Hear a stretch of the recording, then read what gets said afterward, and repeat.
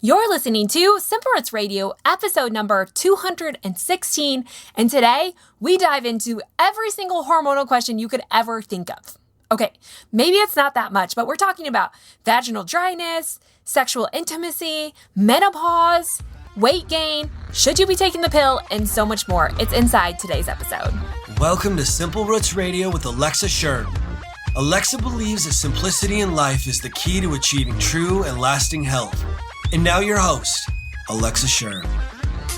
Welcome back to this podcast. As always, my name's Alexa, and this is the place to get healthy, live happy, and find more joy. And really, it's a place of just coming home to yourself, to learn about your body so that you can trust your body and provide what it needs. And that changes everything.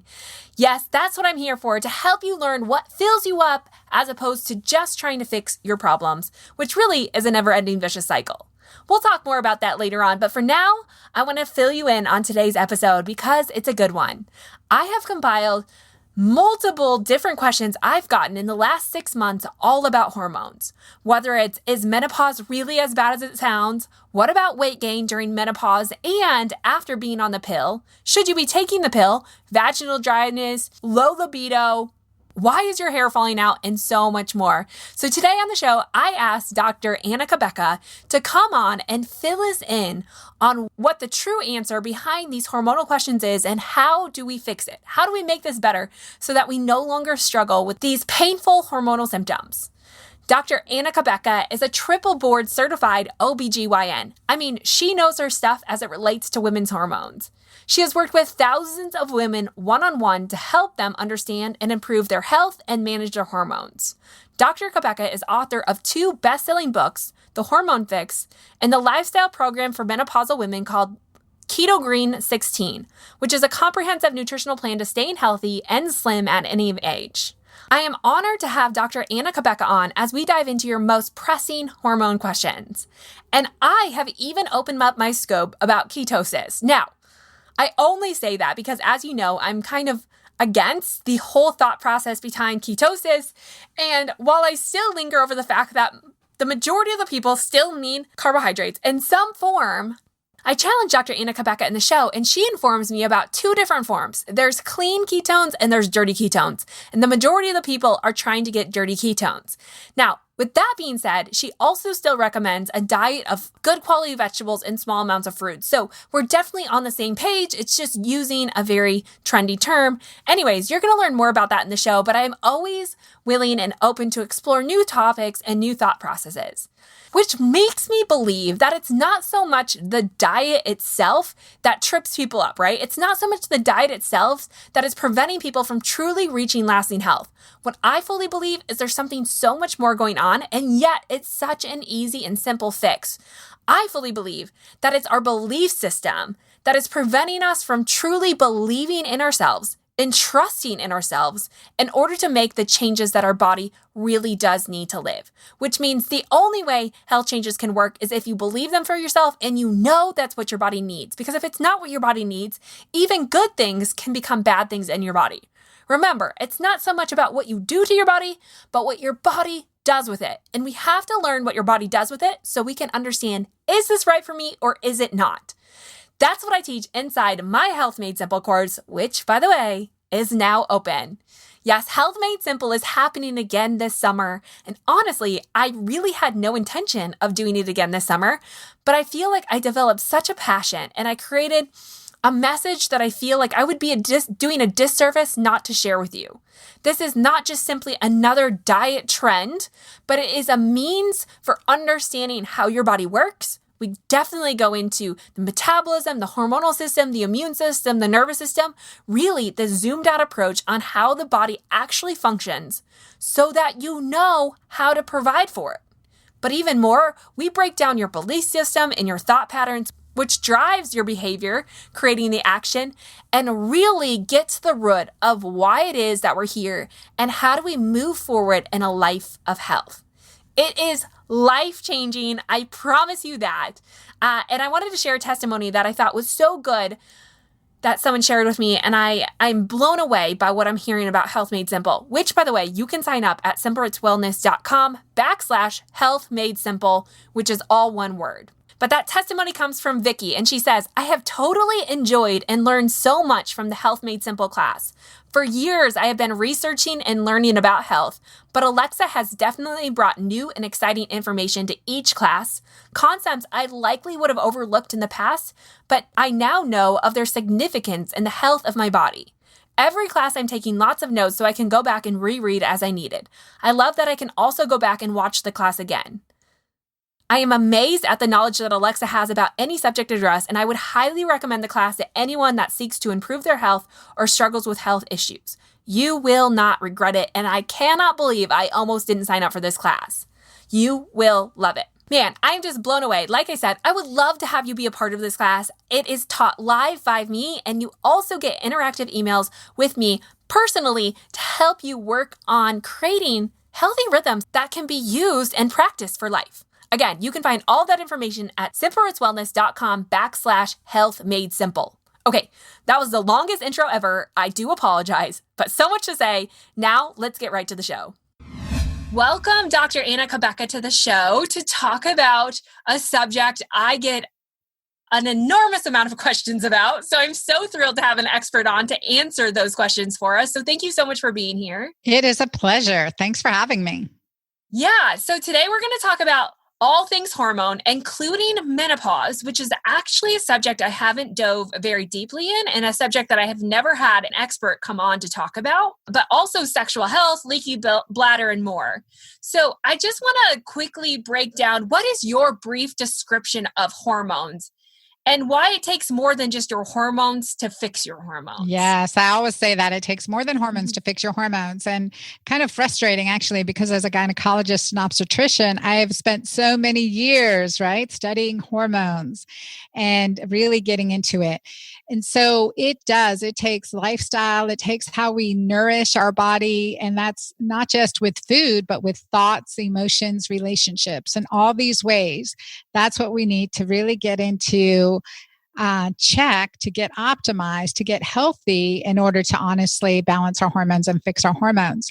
And a hormone is a chemical messenger. It's a chemical energetic messenger. I mean, really, hormones are energy molecules that run through our body that communicate and interact, much like a community does, right? Mm-hmm. And so they can be unruly or they can be, ship-shape and communicating really well and healthy. And that makes a difference to how our body feels. So when it comes to hormones too, because we say, well, we'll test our hormones, or doctors won't test my hormones. And I would just always say that there are many ways we can look at hormones to get an overall picture. And we really need to look at blood, saliva, urine, and look at hormones in different ways. But because they are energetic molecules and they interact and fluctuate on a regular basis, we don't have an ideal way to test them yet. Getting close, but not ideally.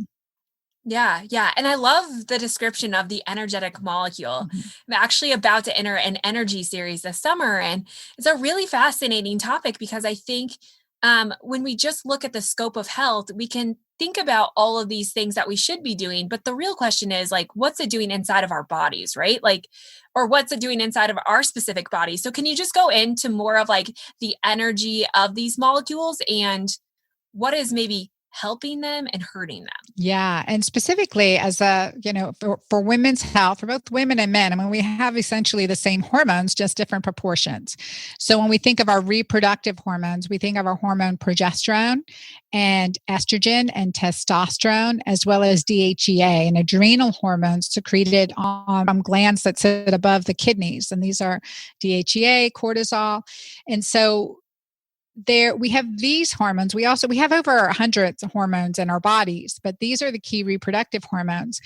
And also key master hormones, and this is what I write about in my first book, The Hormone Fix, is that our regulating hormones are insulin and cortisol, and our overarching hormone, that is our master hormone of life, and that is oxytocin. And these are the three major master hormones of the rest of our hormones in our body. And as we're stressed, like in this time of increased stress and maybe fear or fearfulness or uncertainty, we can secrete a lot more cortisol. And cortisol is one of those robber hormones. It's definitely needed. It does some really great things, but too much, too long, it robs us of healthy levels of progesterone and DHEA, which are hormones and that also, because DHEA is needed to make estrogen and testosterone, we lose some of those reproductive hormones too. And we can really experience a lot of hormone imbalance during this time, both men and women. Yeah. I guess I have never put it together that oxytocin is the master hormone, and it's an antagonist to, or it's opposite of cortisol, correct? Yeah. So when cortisol goes up, typically oxytocin goes down. And when cortisol is up for a long time, this is a real phenomenon. Our paraventricular nucleus area in the brain will suppress cortisol production from the adrenal glands. And so now you're getting to this really dangerous state where cortisol's down and oxytocin's down at the same time. So what that feels like, it feels like burnout. It feels like I used to love my work, but I no longer want to go in. I used to love going outside and playing tennis, but I no longer want to do that. I know I love my mate, but I don't feel love for them. Isolation, depression, all of that can be from this physiologic imbalance. Right. And I mean, we're kind of living in that season. We are. Man, it's tough because I mean, oxytocin is kind of known as this connection hormone, and it shows how humans just need connection. How are some other ways that we can raise our oxytocin outside of connection? Or is it strictly connection? Well, no, it goes beyond that. So with oxytocin, this is the hormone, as you said, of love and bonding and connection. And it is our joy and peace hormone. I always call it the peace, love, and granola hormone. It's that just feel good hormone, that feeling of pleasure, the feeling of joy. And so that is the hormone predominantly secreted during labor and delivery when we're having uterine contractions. That's oxytocin that creates this environment when this baby comes out. We, number one, forget the pain. Oxytocin can be analgesic. And we are so attached to this baby, like you can never explain what it feels like in reality. And this is because we're bathed in oxytocin. And Pitocin, which women are sometimes given intravenously in labor, is oxytocin. So it can be administered, exogenously as well. And it also is increased when we laugh. So watching a funny movie, being with friends and good company that makes you laugh, doing things you enjoy, like being out in nature, watching a sunset, massage, and certainly intimacy, sexual intimacy, orgasm, huge amounts of oxytocin. And playing with pets, we know that longevity is increased in elder adults in nursing homes when they have a pet, and that pets are unconditionally loving, right? And that increases oxytocin. Yeah. It's just this fixation away from fear, more into the love route of how our body responds. Okay, this is so fascinating, but I have a ton of questions that I want to ask you. And these are readers' questions that I get over and over and over again. So the first one has to do with menopause. Like I said, menopause is not something I've talked greatly about on here or really had any experts come in, but every woman is going to go through menopause. So it's a big deal. I think there's a lot of fear around menopause, and women get scared of it. They kind of fear what's about to come. There's a lot of notion that you're going to gain weight and you're going to lose your libido, all of those things. What is true about menopause, and what does women need to know going through it? Yeah. And menopause does not need to be scary. And I love to reset this point or reframe this point, because we think about puberty, a time of great hormonal transition. We wouldn't do anything to stop that or call that a disease process or anything like that. Right. And neither is menopause. And I think that, first of all, it's not a pause at all. It's a transition. It's terrible terminology. I was actually on the phone call doing a podcast with Dr. Christiane Northrup, author of Women's Bodies, Women's Wisdom. And we were talking about this terminology, we would reframe it. I like how the Japanese refer to menopause. They called konenki, which means, I hope I pronounced that correctly, but it means second spring. Second spring. It's a transition that is designed for us to be even higher, at a higher spiritual level, a higher level of wisdom and clarity and a purpose and passion. Like we don't, there is no end to us, right? Our spiritual energy within us, our body's energy within us is still vibrant and energetic and on cue.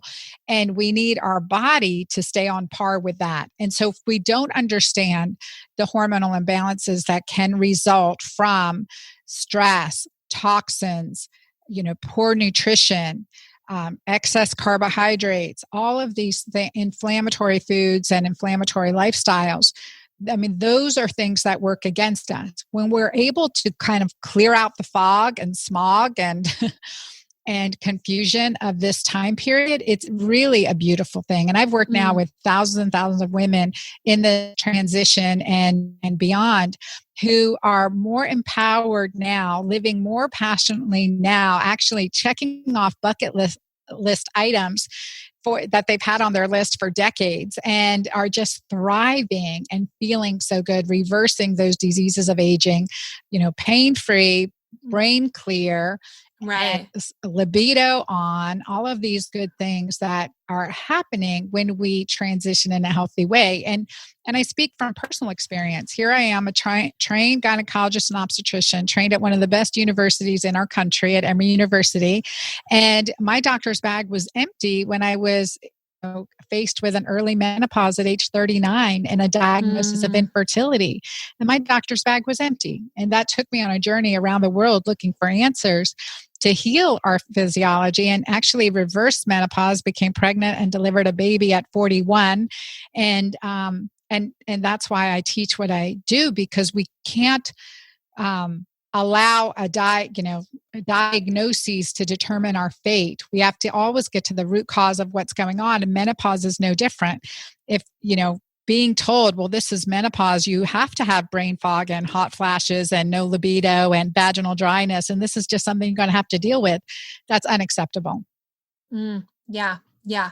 So what are a few things or tips that you could give a woman who's about to enter menopause or going through menopause to really transition this time and make it a season that's not fearful, but just a few things that they can do? Yeah. One is to nourish our body, to really get alkaline, to focus on alkalizing green microgreens, herbs, and lifestyle practices that really put your body into a state of managed cortisol and a state of peace, really, and really mastering oxytocin. First and foremost, do things you love, think loving thoughts, have loving relationships, and, do loving oxytocin boosting practices, like things you enjoy with people you enjoy them with.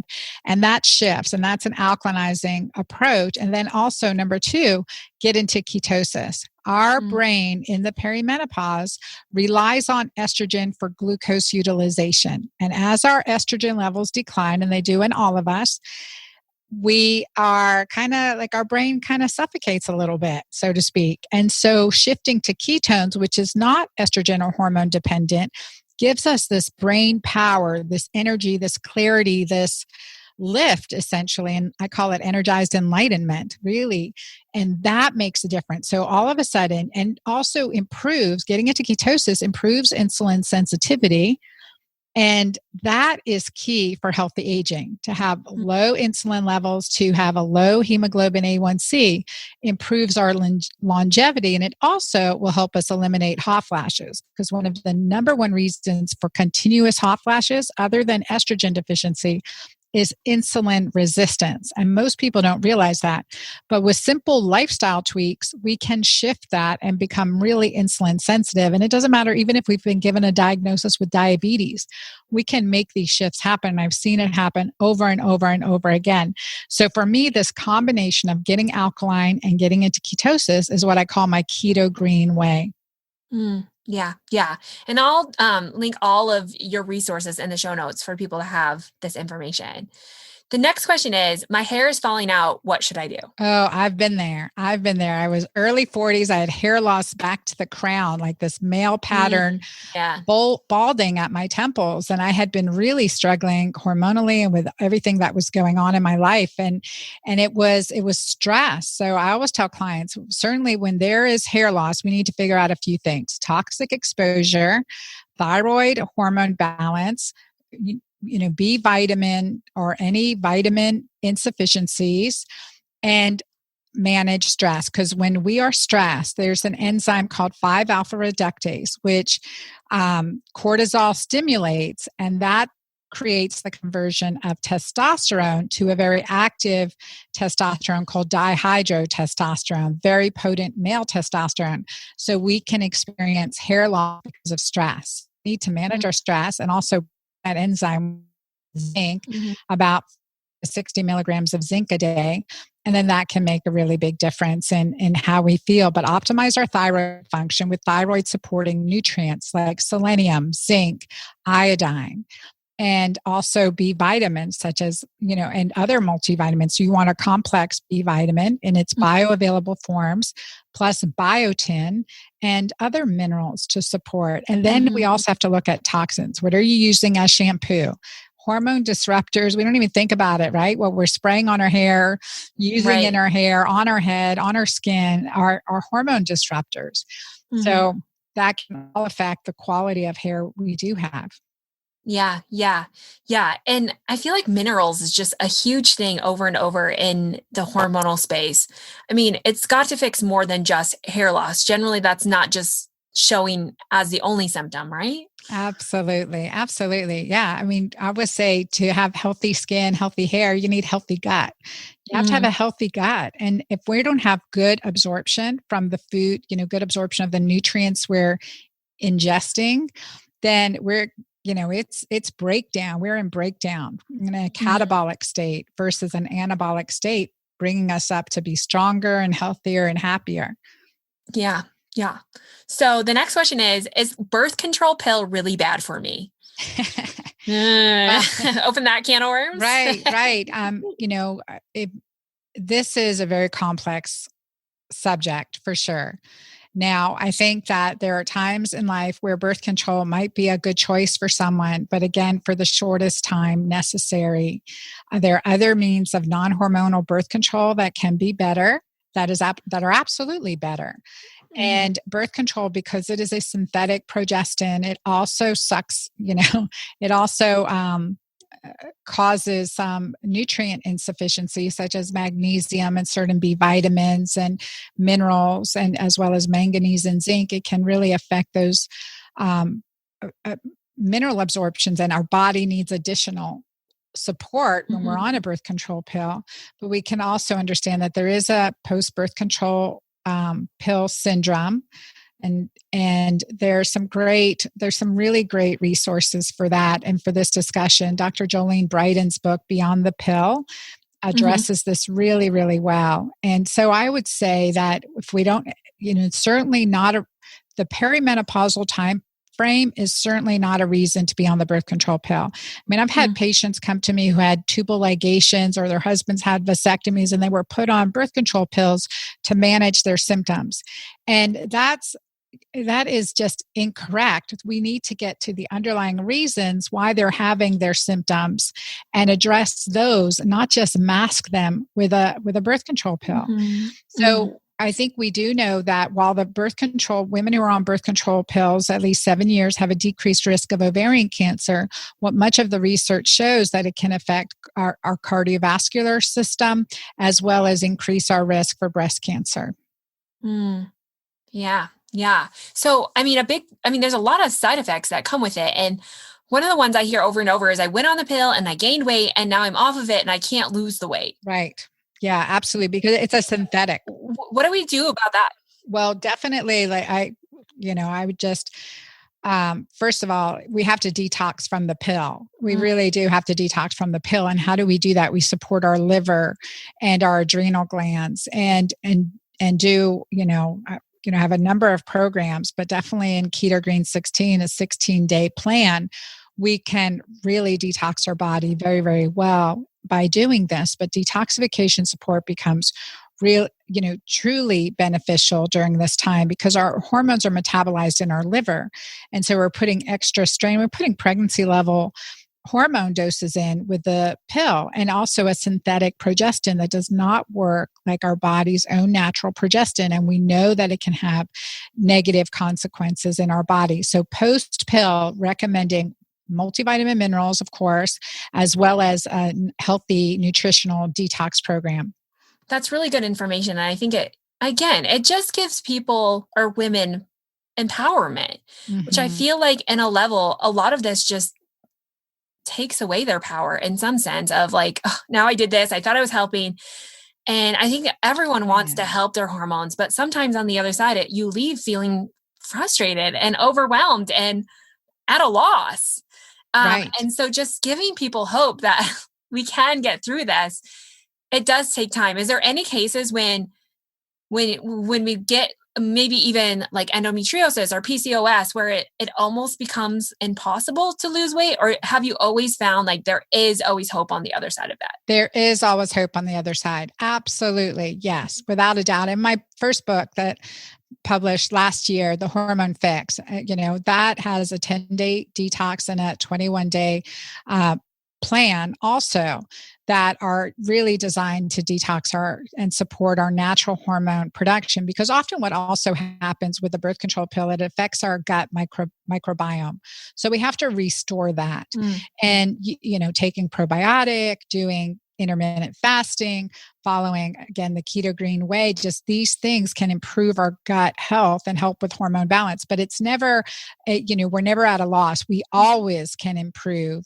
And I think that's what's really beautiful to see. The shifts that can happen, doesn't matter how old we are. I have clients in their 70s that were stuck for decades and are doing better. And I think that makes the difference, is really understanding, and it's that discernment, what works for you and what doesn't work for you. Something that's different about my plans and the way I approach it is each of us is different, right? We are each different. We are each unique. And it's never just about the food that we eat, right? We have to figure out the other things that are working for us and working against us. I always say it's like, doing your Nancy Drew detective work on your health. And there are many little clues that our body gives us. And that's where trusting our intuition, trusting that little voice inside us, and starting to make, discerning choices with what's healthy for us with what's not. And I always love it when a woman and or man comes to me and says, you know what, I've been, I've been given this diagnosis, I've been told I've been infertile, and, I need a hysterectomy, and I just don't feel like that's the right choice for me. I said, well, trust your gut. Let's see what we can do. And that's the whole thing. Trust your gut. Let's see what we can do. Don't lose hope. There's always the next right step we can take, and let's make it happen. Yeah. Yeah. So do you feel like, just staying on the weight category, again, another question is, I feel like as I get older, I get more and more weight, or I gain more and more weight.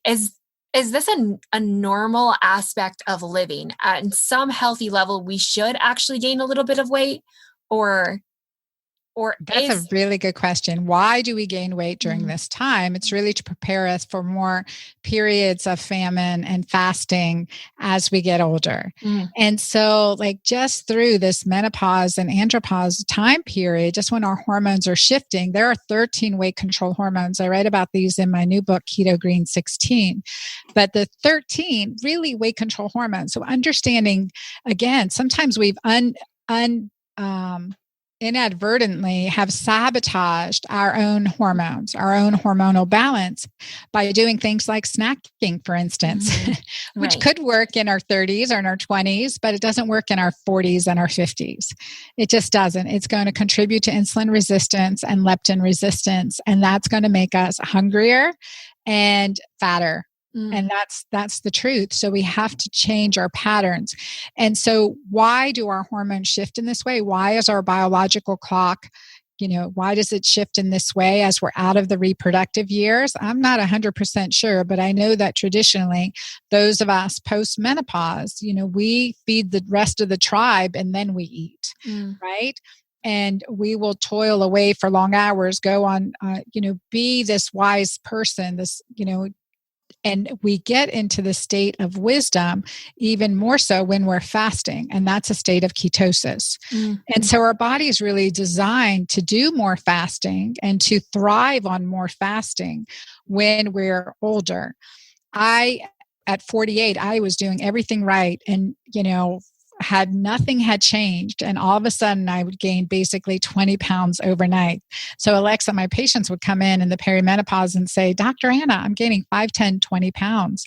And I haven't done anything different. And I'd think to myself, like, that's likely. How can that be, right? Yeah, right. And then it happened to me. So God made me humble. I did all the work, believe me. I took him seriously to a degree, but I was skeptical.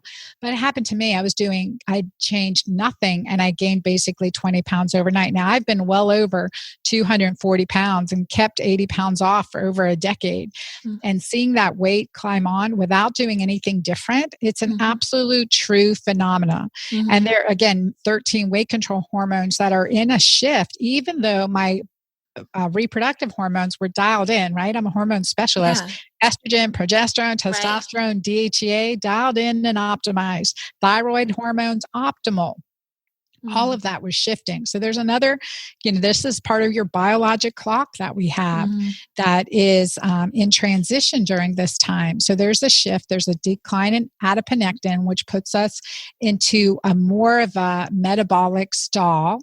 And so we have to shift it out. And so how do we do that? Intermittent fasting, getting into ketosis, and adding the right nourishments, doing the right practices so that we can increase our natural levels of hormones, such as even testosterone, our anabolic hormones, DHEA, testosterone, adiponectin.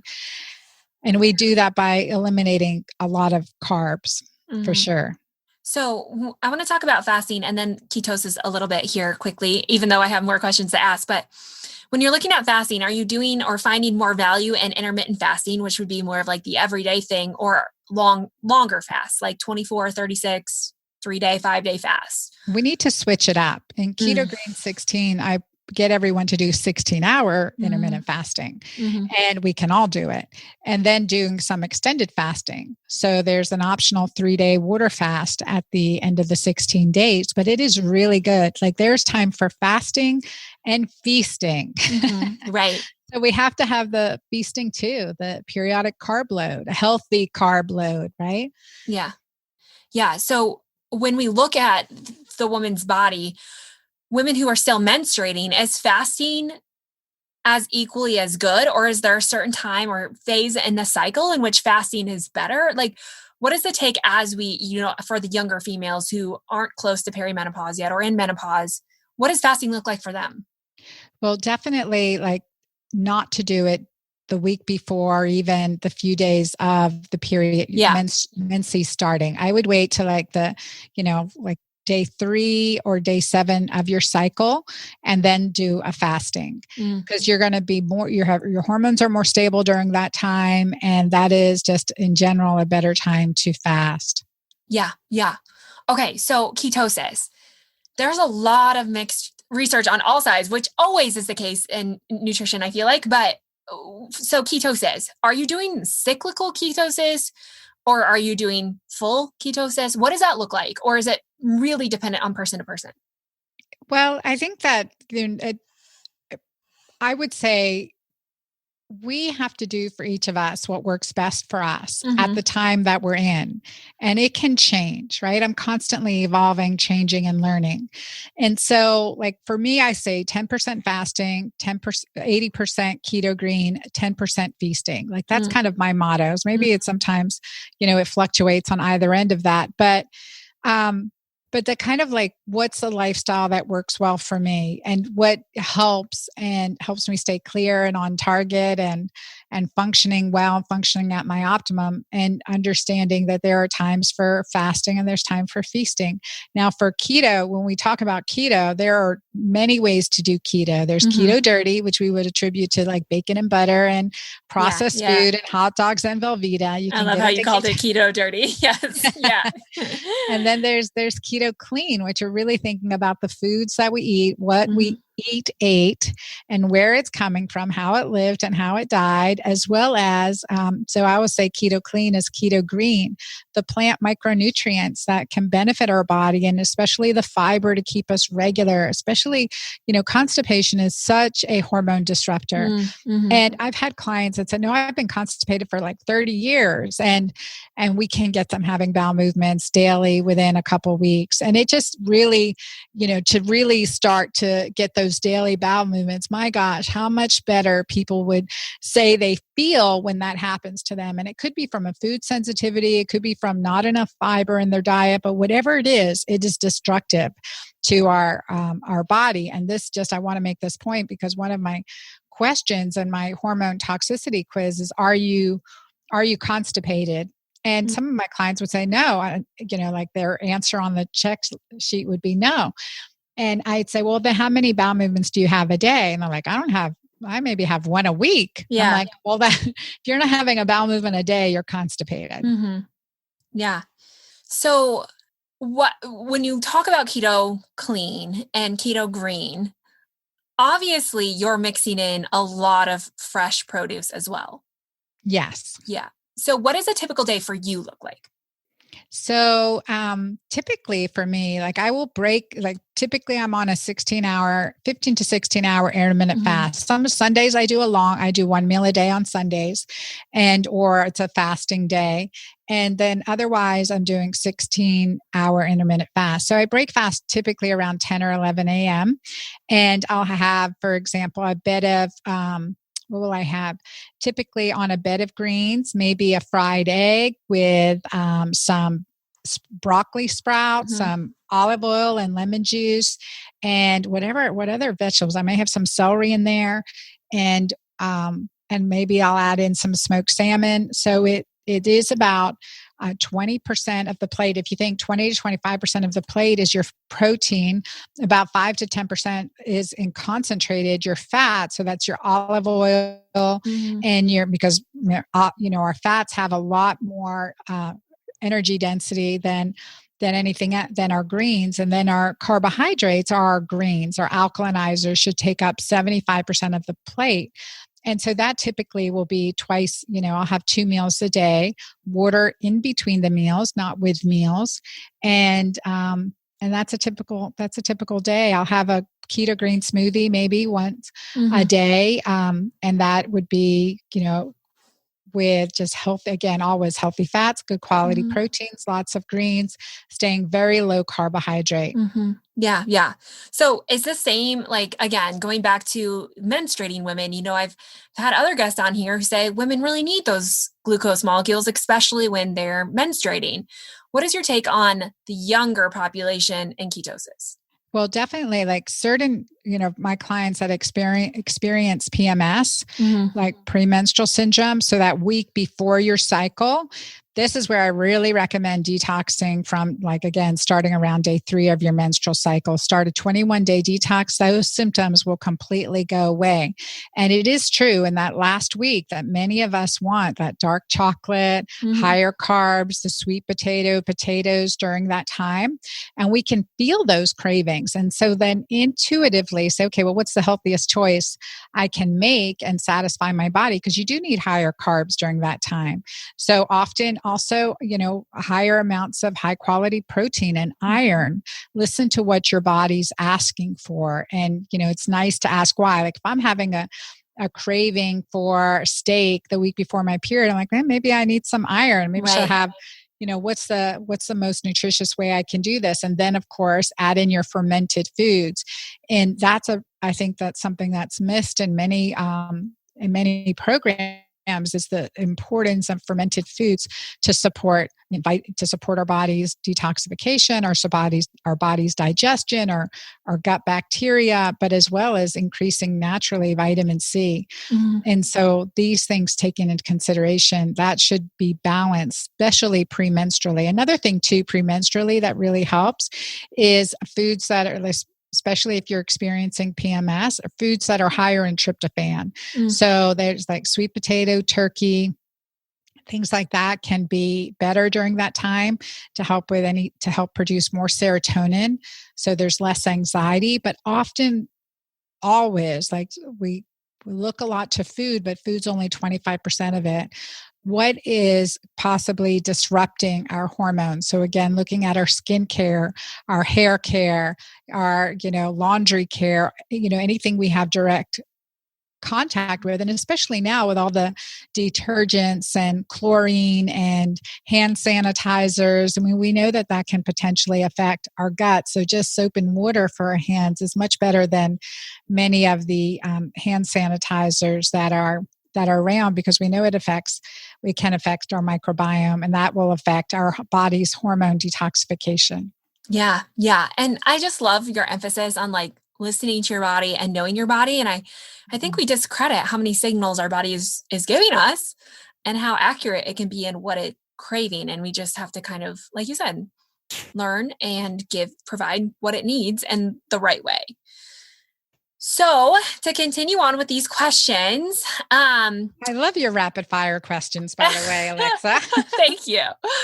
The next one is, I have zero sex drive anymore. Why and how in the world do I fix this?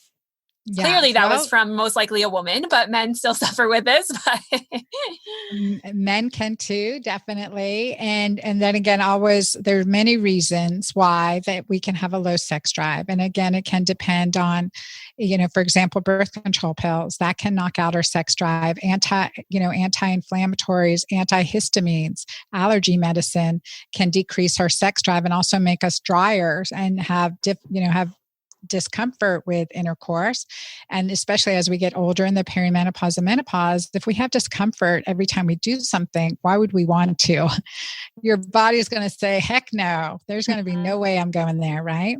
And so that will knock out that certainly can knock out our libido too. And stress, as we increase cortisol, that robs our body of DHEA and estrogen and testosterone. So we can have menstrual irregularities, but again, in times of stress, it's not the time to get pregnant or reproduce. So there are naturally lower levels of our reproductive hormones, and testosterone and dopamine are certainly supportive of a healthy sex drive. So that we can take that into consideration too. Something I've used for myself and my patients is, I told you my doctor's bag was empty. So part of my journey around the world was looking to find solutions. So I created a formula called Mighty Maca Plus, which includes maca, which is an adrenal adaptogen. It's been shown in both men and women to help with sex drive. And so it's also one of the most alkalinizing herbs or roots. And is very powerful that way. In Peru, they call it the Peruvian Viagra. And that's because it's very rich. I had to look in the science and say, why does it get this reputation? So I looked at the molecular breakdown of maca, and, this over a decade ago, and it's really rich in arginine and histidine. And arginine increases nitric oxide production, which increases blood flow, which is exactly how Viagra works. Isn't that cool? Yeah. So, I mean, those are some simple things that people can do that can really enhance that area of life. Does a low sex drive come with like a dry vagina or painful sex? Oh, I mean, obviously there's differences with those too, but I mean, obviously Absolutely. There's linkages with all of those. So what do women do about that? Yeah, absolutely. And especially if we're having, vaginal dryness, and that also goes changes that occur in our pelvic area as we age are significant and can be prevented. And this is something I've spent my career studying and working on and finding solutions for. And so vaginal dryness can be a function certainly of estrogen deficiency or insufficiency. And even if we're on hormone replacement, if it's not direct to the vagina, the results just are not there. And actually, and this is something many women for vaginal dryness just get prescribed estrogen.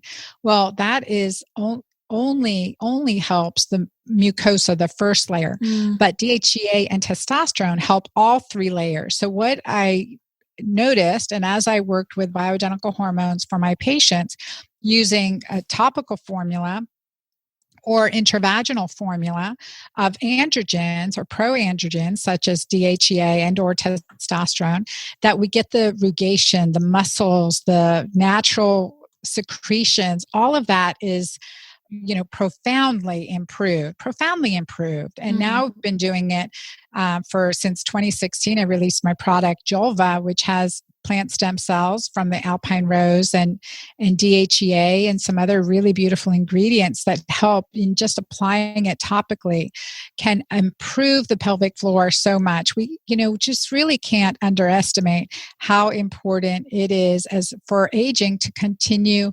healthy intimacy and a healthy pelvic floor, which it goes beyond intimacy because bladder leaks, dryness, irritation, fissures, urinary tract infections, all of these problems result of consequences of a decline in hormones to this area. And so and just increasing pelvic floor muscle strength through pelvic floor exercises or Kegel exercises. We want to do these exercises on a regular basis till we die, because just like we need to exercise every muscle in our legs, our arms, our biceps, triceps, all that good stuff, we have to exercise our pelvic floor. It's even more important. You asked me, but I am a gynecologist. Yeah. No, it's great. And speaking of the pelvic floor, this is my last question with these quick fire ones. Women suffer with leaky bladder, incontinence. And I think a lot of times it just kind of gets brushed under the table. Like we don't talk about it, we just deal with it. Is leaky bladder incontinence, is there a hormonal implication to that? Or is it structure? I mean, a lot of people just think it's a structural problem, right? Or is there a hormonal issue going on? Absolutely a hormonal issue. And then because we know by using DHEA or testosterone that we increase the muscle strength of the urethra as well and decrease the bladder symptoms.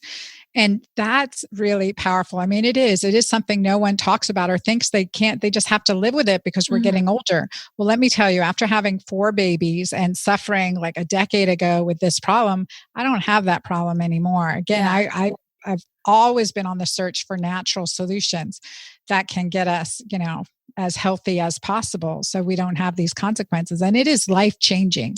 I've had women who had to run with panty liners and hated to run because of accidental leaks. And then it completely be improved with using Julva and or other vaginal hormone therapies. Yeah. So there is help. So there is absolutely never. Yeah. How does someone get help for that? So definitely talk to your gynecologist. I mean, your gynecologist would be the first step to say, okay, well, what's going on here? And, I have a whole vaginal chapter in my book, The Hormone Fix. And that is recommended reading because we want to understand our pelvic floor, what's going on, what could be the causes. For example, if you're having bladder incontinence, bladder leaking, are you drinking coffee, iced tea? We're in the South, sweet tea, sugars, preservatives, or foods that could irritate your bladder. That's going to affect you no matter what. So, and even if you have bladder surgery, right, those foods are still going to affect you. And so you want to eliminate, you want to definitely stop foods that could be irritating your bladder.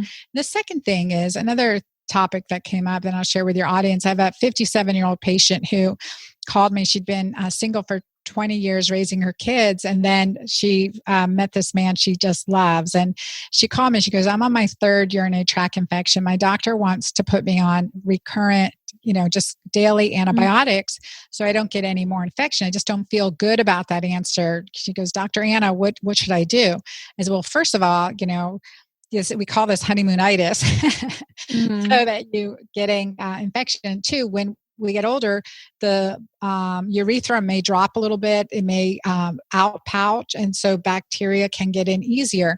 So I recommended she use Julva, which is my product with DHEA and plant stem cells in it, and use that daily. Urinate after you have sex. Increase your vitamin C to 2,000 to 4,000 IUs a day, and take a daily probiotic. So there's been no other infections, no need for antibiotic. And in fact, they have a wedding date planned and just moved in together. So these, otherwise you just think it would have been a negative consequence that after intercourse she has irritation and desire and infections, intimacy will wane if you have negative feedback every time. So you can find that product over on your website? Yep. And on Amazon. Okay. I'll link those up in the show notes so everyone can find that. Yeah. So we have free trials. We'll give you a free trial link for your audience. Oh, perfect. That's awesome. Okay. The last question is, like, we have covered a ton of topics here. What do you feel like is like one key focus every woman, and maybe this is impossible, but every woman, no matter the age that they are, can really focus on when it comes to healing hormones? Like one thing that we could all be focused on in this path to healing. Our major hormone, oxytocin. I think that is the most empowering thing we can do. It is a longevity hormone. It's a hormone that at the end of our life, right? We say, how did we love? Did we love well, right? And do we feel loved? Who's around us that loves us truly? So empowering oxytocin. We are in a pleasure deficit right now. There is a lot of fear and a lot of angst and a lot of confusion.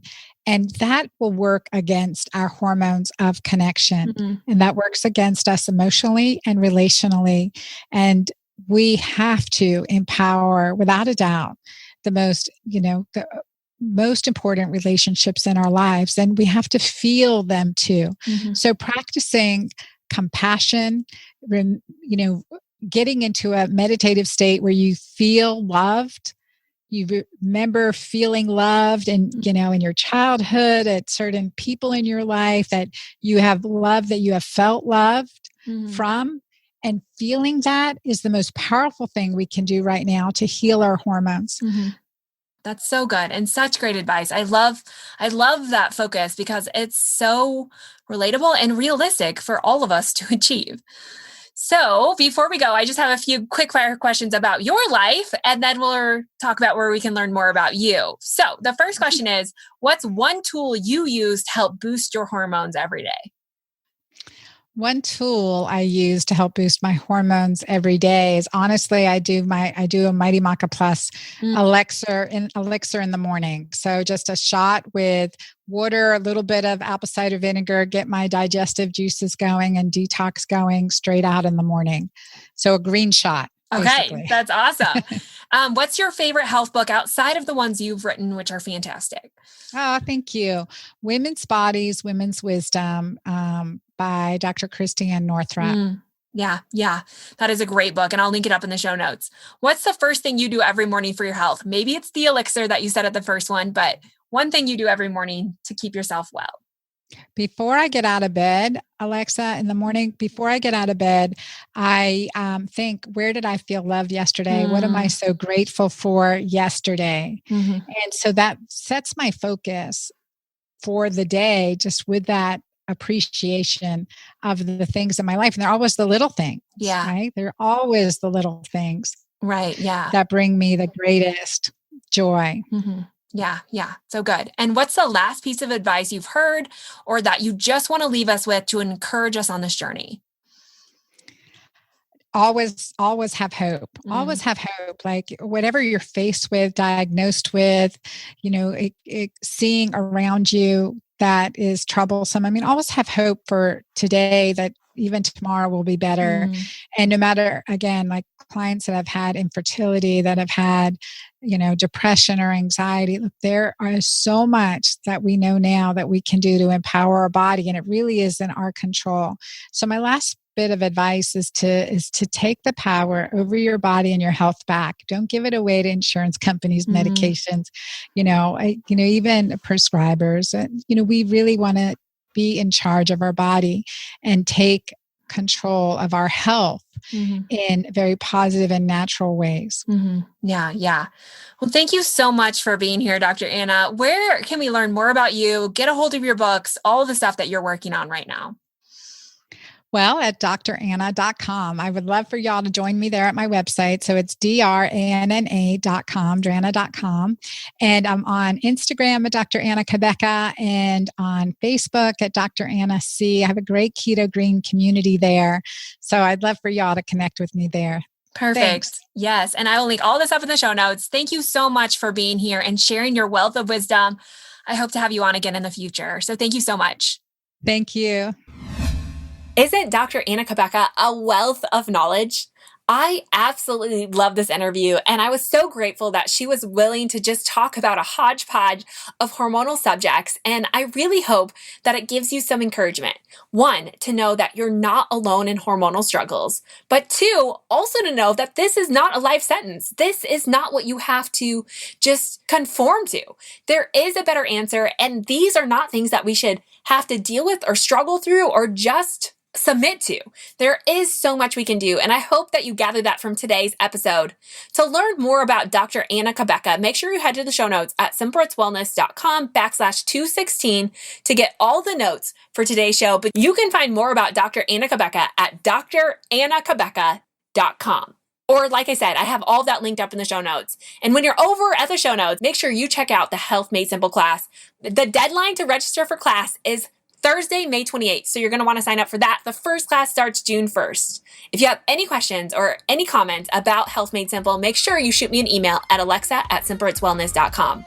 Okay, next week on the show, we're talking with Rebecca Lyons, best-selling author, all about creating rhythms of renewal. I love this stuff and I can't wait to share it with you. I'll see you back here next week.